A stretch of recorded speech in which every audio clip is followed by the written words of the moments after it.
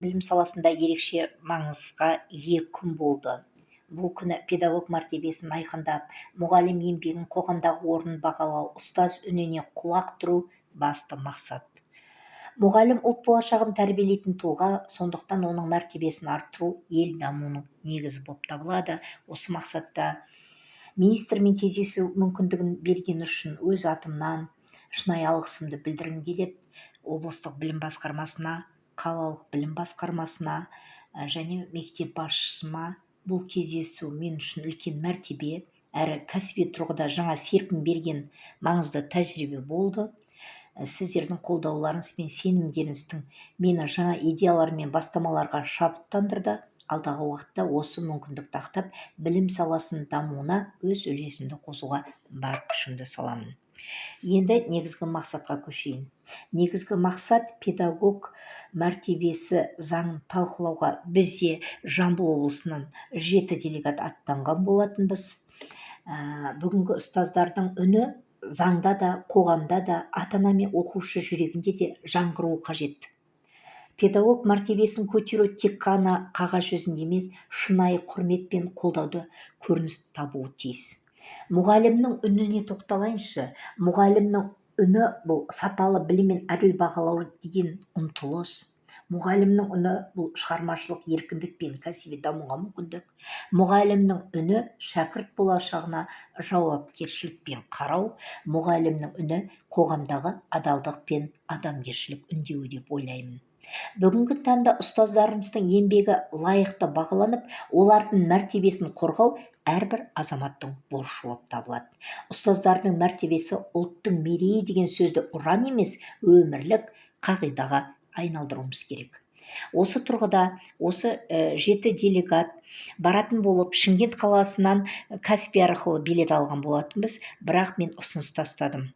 Құрметті ұстаздарым, барам дегенше машинамен барып, өзіміздің ойларымызды талқылап, әрқайсымыз әртүрлі мәселені көтеретін болып, бір жүйеге келіп, ортаға тәжірибе алмасайық дегенде, барлығы билеттерін өткізіп, 5 ұстаз біз машинамен кеттік Астанаға. Сөйтіп жолшыбай кетіп бара жатып, педагог мәртебесінің 21 бабын әбден қарап шығып, қандай толықтырулар енгізетініне бір-бірімізбенен тәжірибе алмастық.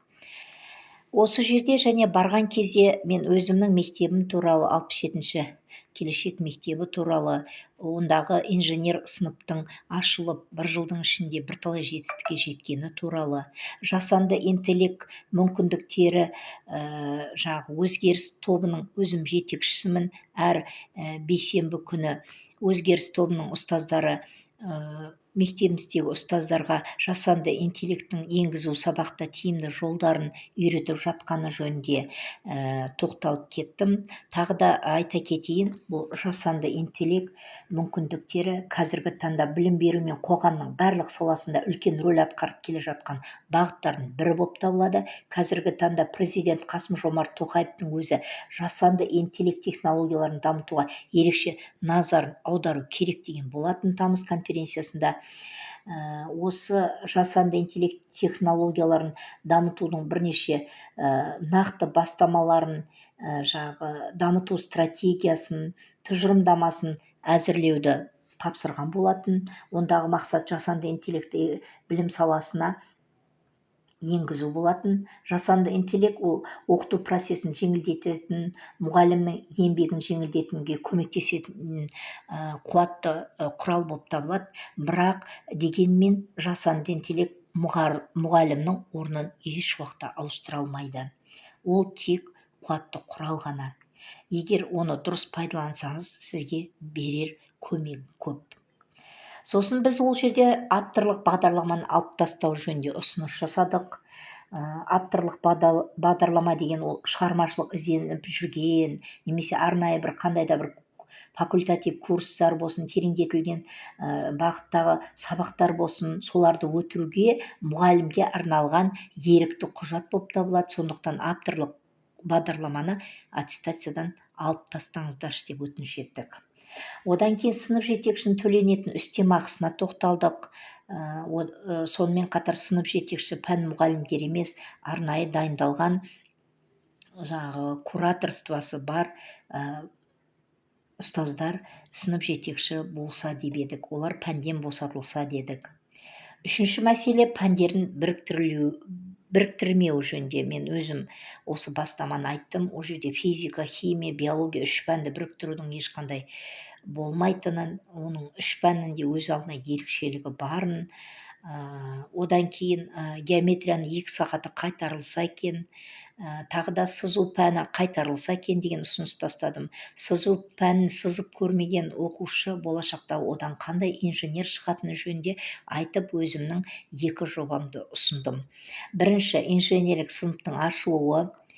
Бұл инженерлік сынып жөнінде кішкене тоқталып кетейін. Оның мақсаты оқушылардың инженерлік ойлау қабілетін, зерттеу дағдысын және технологиялық сауаттылығын дамыту болып табылады. Бұл жоба STEM кабинеттер бағытында оқытуды күшейтеді. Одан кейін оқушыларды робототехника, бағдарламалау, 3D модельдеу, электроника негіздерімен таныстыруға мүмкіндік береді. Болашақта инженер, конструктор, IT мамандарын ынталандыру мақсатында осындай мектепте инженерлік сыныптар ашылу керек екен, және оған сызу пәні мектепте қайтарып беріліп, сыза алмаған оқушыдан ешқандай инженер шықпайтыны жөнінде тоқталып кеттім. Одан кейін екінші жобам қазақ аруы пәні мектепте енгізілсе деген ұсыныс тастадым. Сол жобамды айтып кеттім. Қазақ қызының ұлттық болмысын сақтай отырып, оның бойындағы имандылықты, инабаттылықты, әдептілікті, сұлулықты, отансүйгіштік қасиеттерін мектепте жүріп қалыптастыру керек екенін айттым.